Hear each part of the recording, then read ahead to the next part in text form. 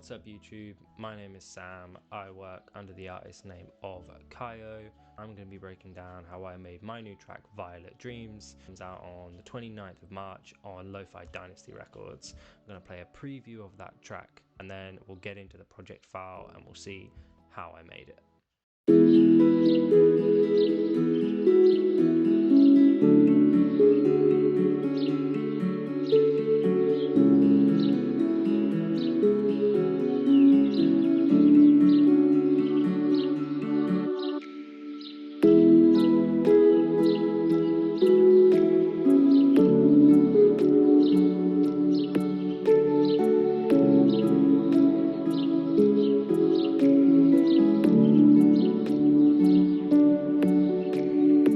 Let's load up the project file and we'll get into it.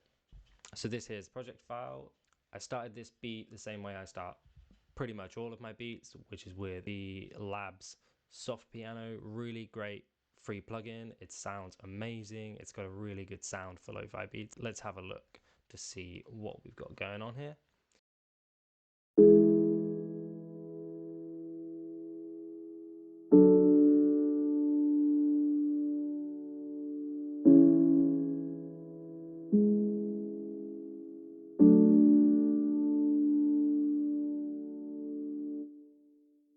Yeah, really warm sound, really nice bass just for this kind of beat. We've got an E major chord going into a D major chord, into that C sharp minor, and then back up into that D major. Really nice progression, super simple, and I played around with the voicing. So you see here we're not actually playing the fifth on most of these chords, we're playing the first and the third, and then we're kind of playing that again an octave higher, which is always kind of a nice trick to kind of elevate your chords a little bit. After the chords, I then moved on to adding a melody. This is usually where I start with my beats, and this melody is using the Decent Sampler Claustrophobic Piano. Again, another really nice plugin for piano sounds. This one has a richer sound. I think it sounds more real. Let's listen to this melody. It kind of stuck with the notes from those chords, and then I built the melody as it goes along.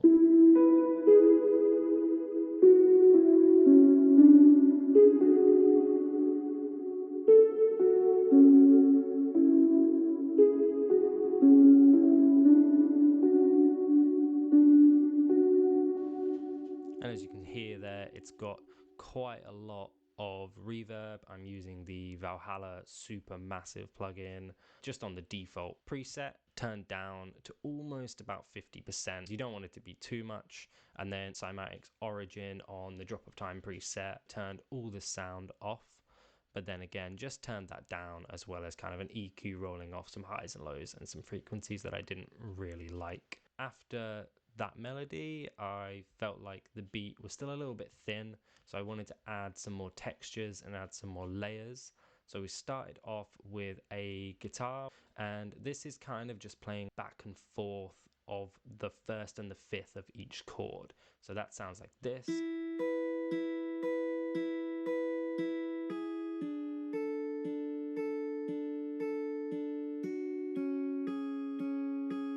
I then did the same thing with another version of the soft piano. This has a bit more reverb on it and is playing the octave above and 2 octaves below. So it's kind of hitting the higher and lower register just to really kind of beef up the track.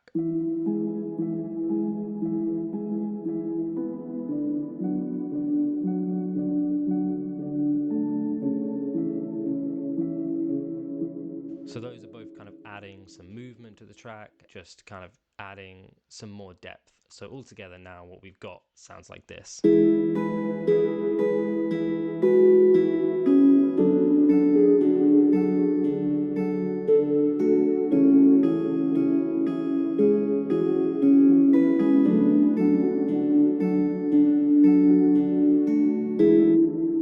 Really nice, really warm, still some more textures that I do like to add. What we've got down the bottom here is a pad sound. This actually has a sidechain on it, so it's kind of pumping in the background, but it's really low in the mix. On its own, it sounds like this.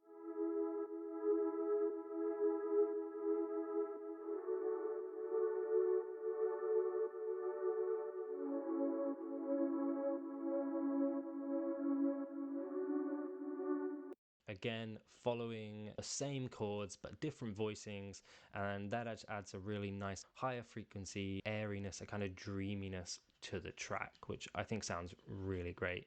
Well, we also have another version of the melody from earlier in the track, an octave higher than this melody we heard earlier, and it skips most of those filler notes, so it's just playing main notes.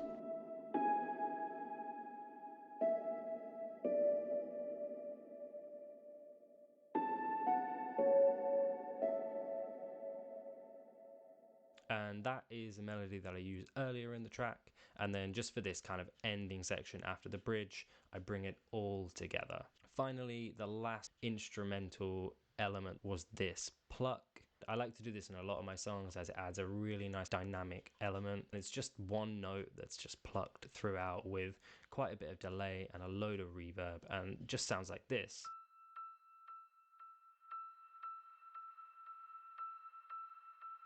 In the track, it's tucked in there and it just sounds really nice.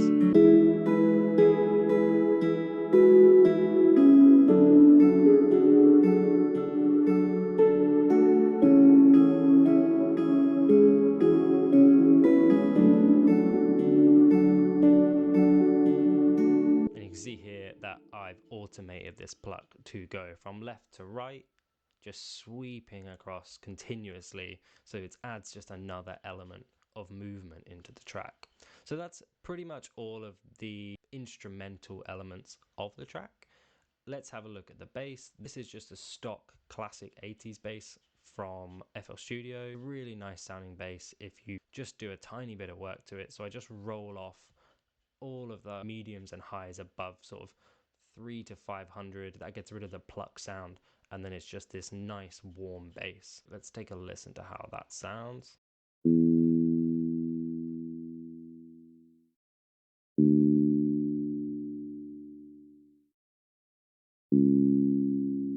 And that's just following the root notes of the chords. And that's all of the rhythmic elements. Now let's take a look at the drums. I like to keep my drums relatively simple, so we just start with a kick. It's not doing too much at all. And then we'll add in a rim shot, snap, hi-hat. That's just on the 4th beat. Another hi-hat that's playing twice as fast. And that's it for the drums. I like to keep them really simple. They're not the main element of my track. They're just kind of adding to the track. So this is where I like to really build the track. And then the drums themselves, they're just underneath to kind of add to the track. Other than that, all we have down here are some textural elements. We've got a bird song from Cymatics, and then what we have here is a Mondo Loops drone sound. All this is doing is kind of sweeping across, but it's just adding another textural element for you to kind of pick up on as you listen to it. So let's take a listen to that on its own.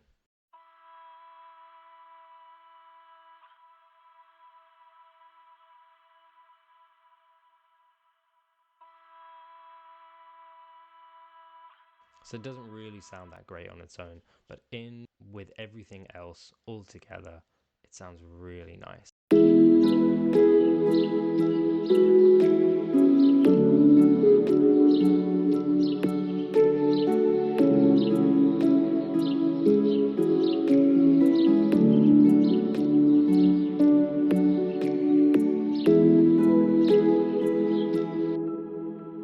So yeah, that's it. This is my new track, Violet Dreams. It's out on Spotify and anywhere you can stream music on the 29th of March. A shout out to Lo-Fi Dynasty Records for releasing this with me.